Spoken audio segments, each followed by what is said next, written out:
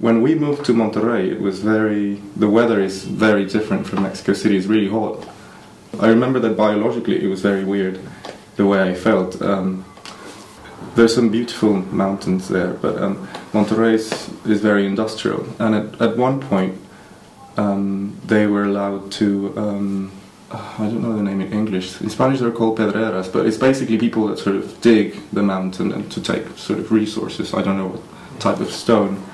There's one particular mountain that is beautiful, but it on one side of it, it's been sort of eroded. And when you're there, it's something that is, at least it's something that's constantly on my mind. Kind of, Monterrey is a very young city. It doesn't have a lot of history, but the landscape has really changed.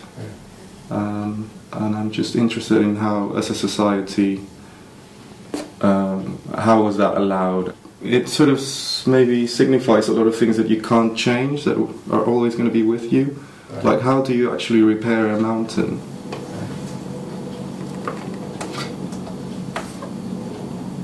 I'm interested lately in sort of stones, and it started when I was reading this book by Jorge Dela Garza. I mean, I'm not big with sort of philosophy and stuff like that, but I just got really interested in this book, and he was mainly discussing this print from Dürer, which is called Melancholia 1, which I have just there. And I don't know if you know about this print. I didn't know anything about it, but it's one of the prints that has been most sort of written about, spoken about, because it's very sort of enigmatic and it has a lot of allegorical sort of meanings, symbols all around.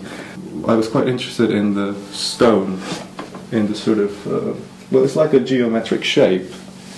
That was the sort of starting point.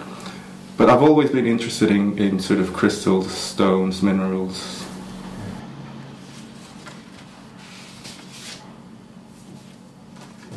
I think I have a sort of strong relationship with like printed media.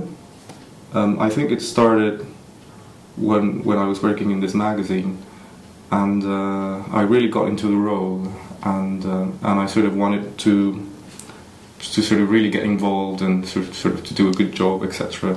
So I got really into sort of types of paper and layouts and all that kind of, you know, printing techniques. And there was a sort of rescuing kind of, almost like a certain archaeology, like I mean, this generation, or the generation I belong to, is kind of looking at those, sort of a detritus of a sort of previous society in a way, and then kind of looking at it as if it was a completely different culture, or having this fascination with how the material has aged, and you know, how certain sort of images, just being obsessed with images, usually from the past, and you know, sometimes some images have a certain glow, or maybe because the printing technique is not used anymore, and then it has a certain difference that you don't see anymore, and you just, for me it's really like sometimes you perceive a certain aura, but I think because there's that distance, because it belongs to another age,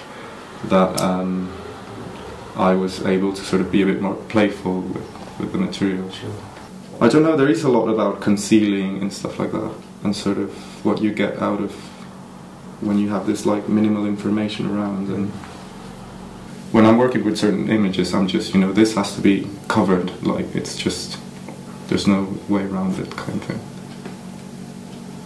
Do you ever feel guilty for the book? You do feel bad at the beginning, sort of, you know, something good must come out of this.